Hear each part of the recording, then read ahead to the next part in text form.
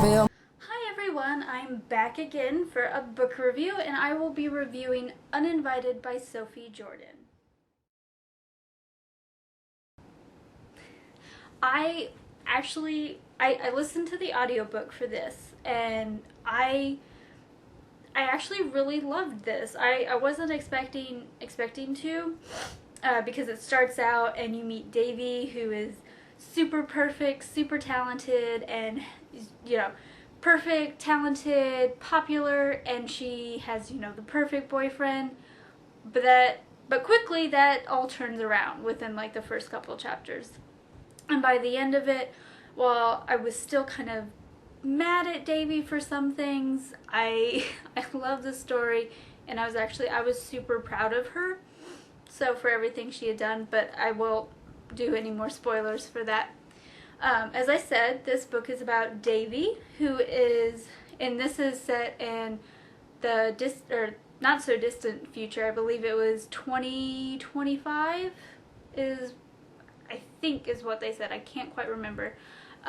It's a little harder to remember dates with audiobooks, or at least it is for me. Anyway, so this is about Davy, and in this future world, they have found out that there's what they have discovered is the homicidal tendency gene, and this is where HTS, also known as the kill gene. Now, this is where if you have this gene, you are more apt to commit violent crimes, murder, serial killer, all of that. And at this point in time, everyone gets tested for it, and you are pretty much segregated from everyone else. So the first couple chapters, Davy finds out that she has this gene. She's immediately kicked out or uninvited from her private school, sent to public school, and joins the rest of the other kids that have this kill gene. And with her class, it's only 2, 4, she's one of 6 kids, or either one of 6 or one of 7. I believe it's 6. Anyway, so, and this whole time she's just, it can't be true. She's a nice person and everything. She's not like these other kids who are violent criminals that have this gene. She's totally different. And she's still seeing them as, she's still seeing everyone else that has this gene as this horrible person that society makes them think that they are. So eventually something happens where a large event happens where everyone that has this gene is locked, well, I don't want to say locked away, they're almost sent to a type of concentration camp, if you want, but it's not a concentration camp, more like a prison. But Davy and some others that have this kill gene are sent to a special type of prison or school, school, prison.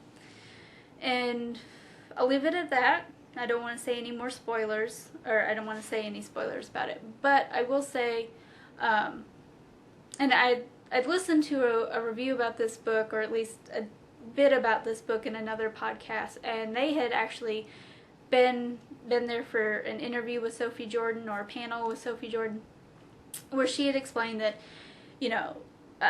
Davy is purposely kind of like,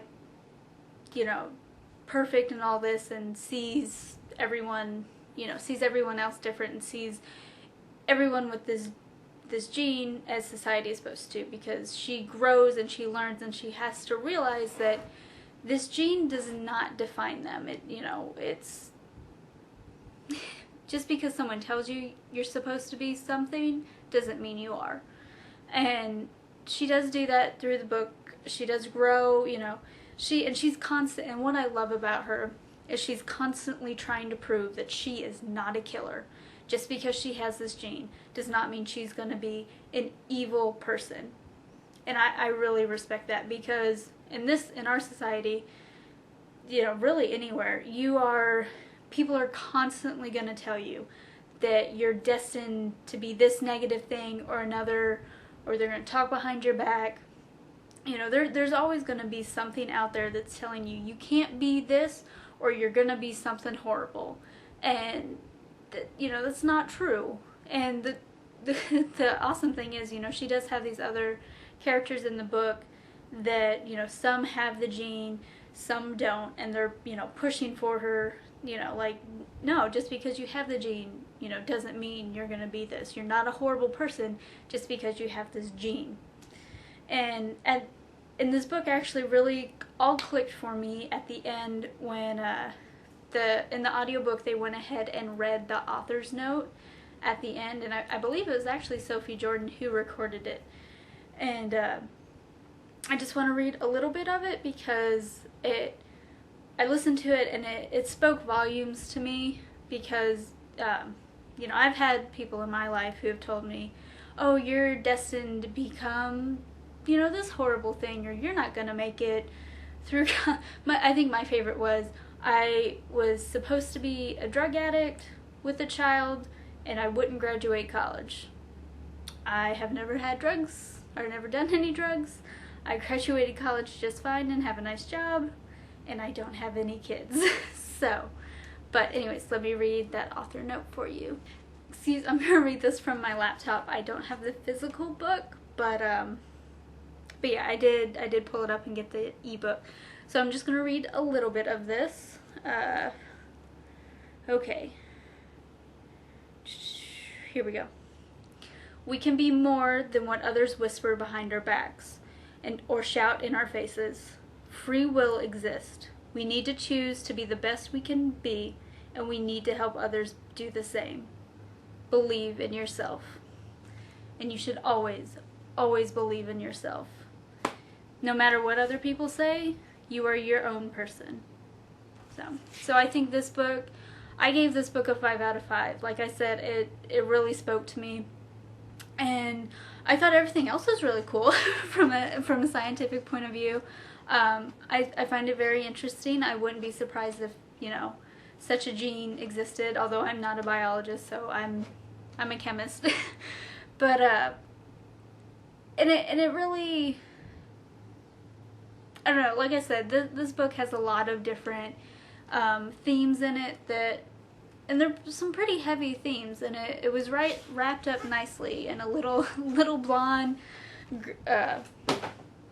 ribbon.